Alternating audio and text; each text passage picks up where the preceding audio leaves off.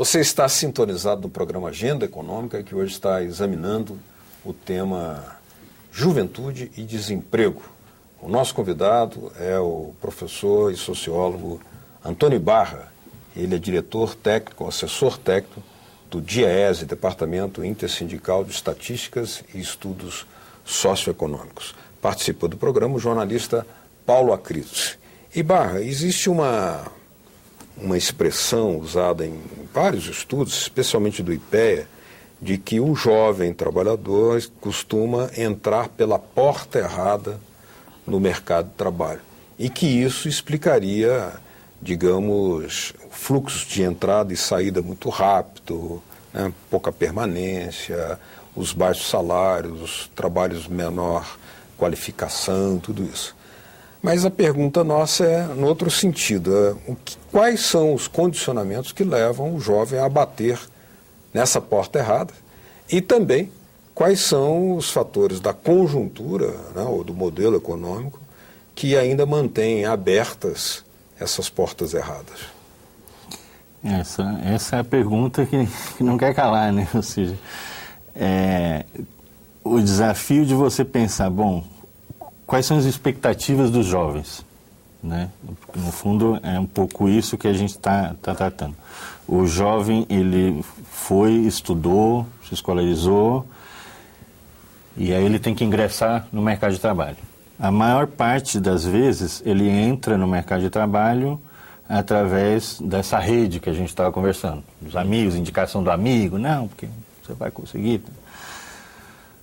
Quando chega e vai para o dia a dia do trabalho, no comércio, por exemplo, aí já fica difícil. Por quê? Porque em comércio tem metas, você tem...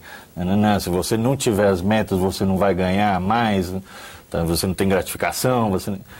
E quando ele vai ver, o salário que ele esperava ganhar, né, já, ao invés de ser 1.000, vamos dizer, ficou em 800.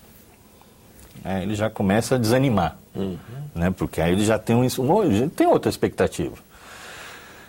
Claro que quando a gente olha para toda essa situação, a gente tem que pensar assim: isso ocorre, na verdade, por um conjunto enorme da sociedade. Só que existe outro conjunto, que são os pobres, os mais pobres, onde essa inserção é ainda mais difícil. Tá? Porque, como você estava lendo uma lista ali, para a mulher pobre, o serviço doméstico era a porta de entrada. E para o homem pobre, era a construção civil. Isso aos poucos vai mudando, mas mesmo assim, muda da construção civil, passa para o comércio. Né? Ou seja, o comércio passa a ser um grande atrativo para não ter aquele trabalho pesado da construção civil. Né? Ele passa a ter um atrativo para os jovens. Só que você depende de outras coisas, você depende da gratificação, depende se você é um bom vendedor ou não também, né? Porque não é sempre não é todo mundo que tem um talento para ser um bom vendedor. A jornada de trabalho muito excessiva, tá, no comércio também é preocupante. Tá? Você tem trabalho aos domingos, tá? Você tem, ou seja, o jovem já acabou de entrar e já está ali numa situação que até domingo ele está trabalhando, tá? E quando ele olha o salário, pô, né? Então acaba desestimulando. Né? Acaba desestimulando. Esse é um dos fatores. Né? Claro que existem outros que aí já entra uma questão de competência. Claro que quando o jovem ele é muito bom, né, ele vai atrás do maior salário. Ou seja, você tem uma rotatividade, né, até em função do cara que fala, não, me chamaram em outro lugar, eu vou ganhar 10% a mais. Ele vai. Né? Então, só que você acaba não tendo muito tempo de permanência desse jovem no mercado de trabalho, principalmente formal. E você tem um outro lado, que é um jovem que vai para a informalidade. Esse é um retrato duro. Por quê? Porque esse daí o cara não tem garantia nenhuma. O cara pode sair de vendedor ambulante, vendendo DVD na rua, só que se ele machucar o pé, acabou. De onde é que ele tira o sustento dele. Mas nesse ponto aí temos, parece que um dado que indica uma melhora, que hoje os jovens, nessa faixa de jovens que entram, 60% já são dentro da formalidade, de emprego formal. Mas eu queria te pedir para você explicar, dentro da teoria da sociologia, a seguinte distorção. Não é nem uma distorção, é uma desproporcionalidade. Quando o desemprego no país era de 11%, 10 anos atrás, o desemprego entre os jovens era de 22%, ou seja, o dobro. Hoje, que o desemprego gira em torno de 5%, o desemprego entre os jovens é o triplo, 15%. Por que isso? Então, você tem algumas questões interessantes aí, né, para se analisar. Por exemplo, você teve a valorização do salário mínimo. Tá? Um salário mínimo mais elevado, ele faz com que o jovem que esteja parado procurando, ele fala, pô, agora eu estou querendo participar desse mercado, porque agora o negócio está melhorando. Uhum. Tá? Uma das análises que eu fiz é assim, quanto representa a remuneração média dos jovens em relação a quem tem de 15 a 24 anos, em relação a quem tem mais de 25 anos ou mais. Uhum. Tá? E o que você encontra?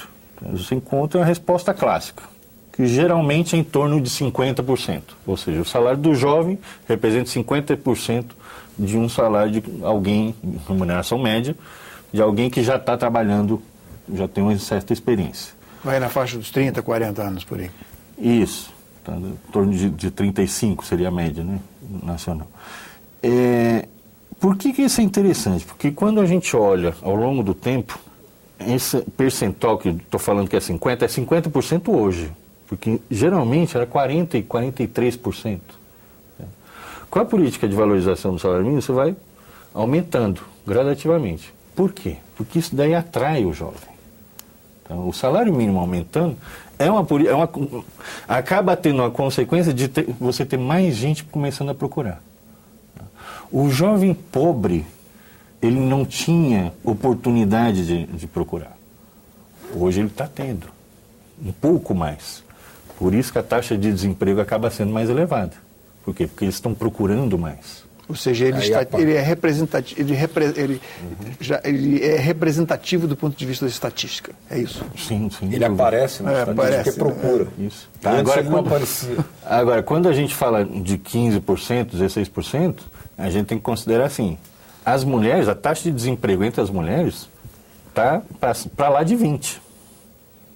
Continuamos, então, com... Ou seja, um desafio é o quê? Preconceito de gênero. Exatamente. Então, como é que a gente consegue colocar, então, dar conta de 1 em cada 5 mulheres jovens está desempregada? Você faria uma relação, Ibarra, entre essa estatística que agora reconhece um contingente maior de jovens, seja procurando emprego, seja na existência da condição de desempregado, com o fato dos programas sociais, Bolsa Família e outros, levarem alguma renda para as famílias, isso permitir até que eles circulem mais para procurar emprego, aí apareçam na estatística? Então, é interessante. Tem relação? Tem relação, tá? E não é uma relação malévola, né? Como tem gente que diz que não, Bolsa Família desestimula a procura do emprego. Isso é besteira. Tá? Besteira quando a gente olha, por exemplo, estou aqui com os dados na minha frente, entre 2005 e 2011, né? Nesses 2 pontos, a gente olha a taxa de desemprego nos jovens de 15 a 24 anos, para quem recebe até meio salário mínimo per capita, passa de 24,5% para 25,4%. Ou seja, ele até aumenta o desemprego. Por quê? Porque a procura está muito grande, principalmente desses jovens pobres. Em todas as outras, tá, que vai de 1 a 2 salários mínimos, de 2 a 3 salários mínimos per capita, você tem queda. Só que nessa parcela da população mais pobre, você tem um aumento. Por quê? Porque as pessoas estão justamente...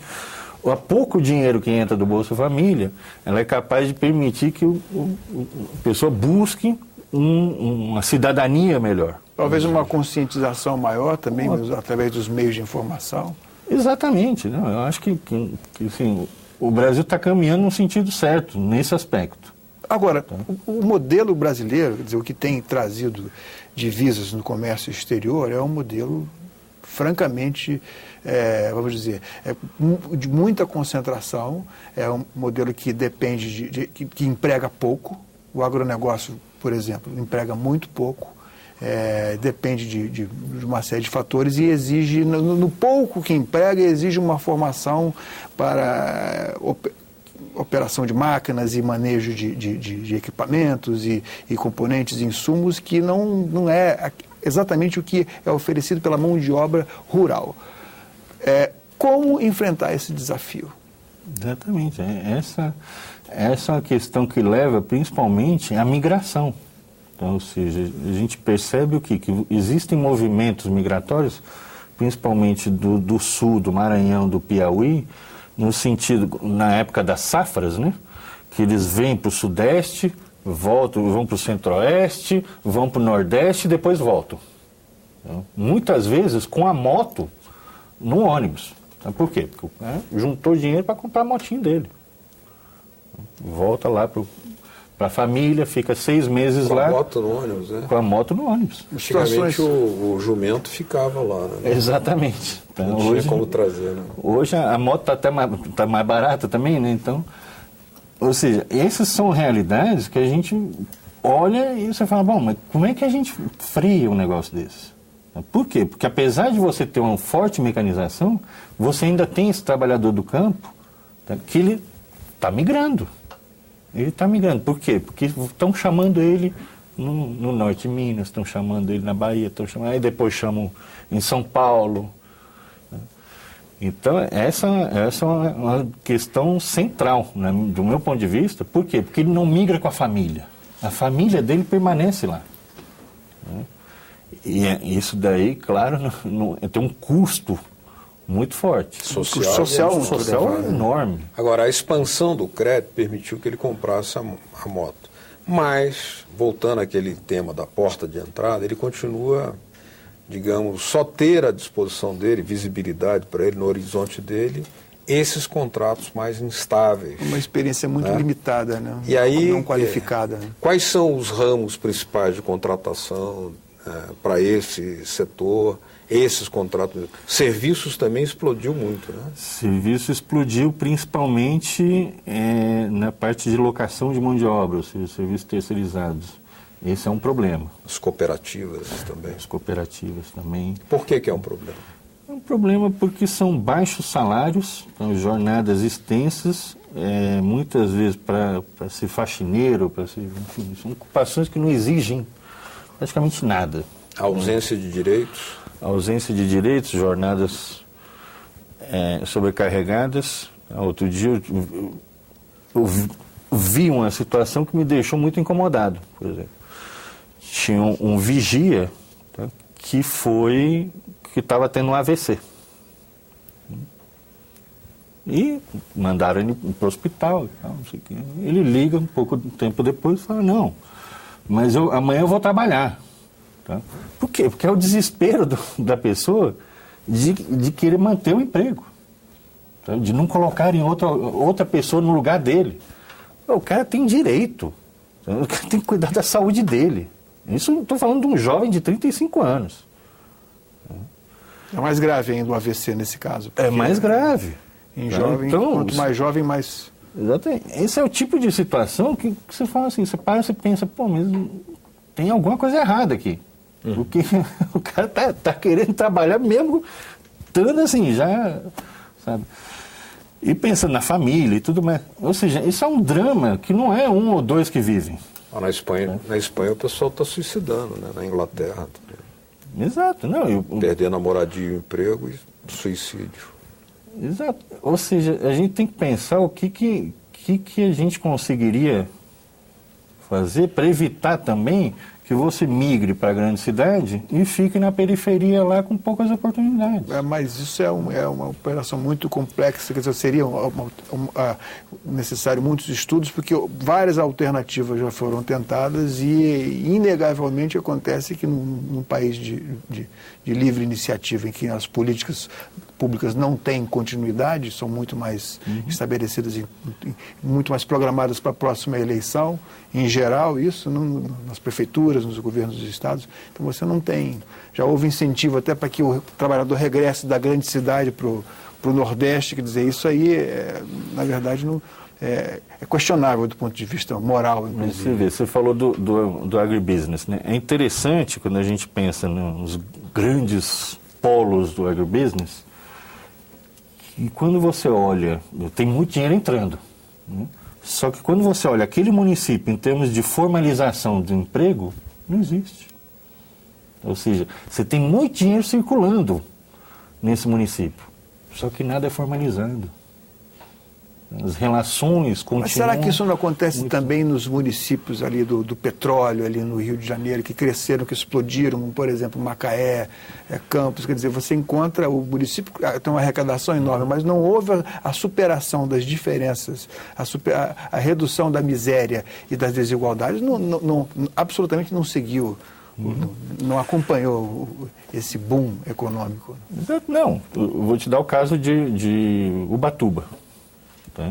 Estive lá recentemente, fui num restaurante, conheci a dona do restaurante, então ela falou, Antônio, não tem mão de obra. A Petrobras levou toda a minha mão de obra. Tá? Ou seja, o que eu faço? Tá? Porque eu não tenho, simplesmente sumiu, todos os jovens sumiram que a Petrobras levou. Nesse caso é um bom problema. Né? É um bom problema. Para a Petrobras, ela resolveu o problema. Na hora. Porque são empregos mais qualificados. Exatamente. Tá? Agora, e o que fica lá? O comércio local? Você não tem mais. Não tem mais. É um problema interessante. Tá? Agora, essa é uma realidade de como é que o petróleo também avança, assim, mas de forma agressiva. Né? E claro que isso tem um impacto também na questão da desigualdade, né? Ou seja, quando a gente está falando, o que acontece, né? O que está acontecendo? O Brasil está melhorando, o Gini está caindo, né? A gente está reduzindo a pobreza, a extrema pobreza. Mas e qual é o melhor modelo para a gente encontrar a tal da porta de saída, né? Todo mundo gostaria de saber. Claro que a gente está falando de programas que não são transitórios, que não são imediatos, não tem um impacto imediato. Então, um Bolsa Família, por exemplo, você demora uma geração para tirar a família daquela condição. Mas quando você falou que são necessários estudos e que um maior planejamento, eu acho que aí talvez esteja pedra de toque. Porque o problema não é de agora, avançamos sem dúvida nenhuma. Eu tive a oportunidade de conhecer aí um projeto que é sem dúvida do final da década de 90, ali no Costa do Sauípe, que, se eu não me engano, um empreendimento até financiado por um banco estatal. Foi construído como se fosse uma ilha da fantasia, que depois ficou, durante um certo tempo, não sei como é que está agora, mas ficou inviável, e ali a poucos quilômetros um povoado inchou. A população era de, se não me engano, 2.000 pessoas, inchou para 16 mil, e o que se viu depois foi miséria, porque quando o emprego foi embora, quando a construção civil daquela infraestrutura, digamos assim, paradisíaca acabou, foi embora, ficou o passivo, inclusive para o município. Exato, e isso, quando você pensa nas grandes obras, tá? Santo Antônio, Giral... Pensamos depois também, né? O que acontece depois? Esse povo vai para onde? O povo já migrou. Vai ficar ali. No próximo bloco, a Agenda Econômica vai examinar aqui a questão da rotatividade entre os trabalhadores jovens e também o efeito, os impactos dos contratos temporários de trabalho. Continue aqui com a Agenda Econômica. Até já.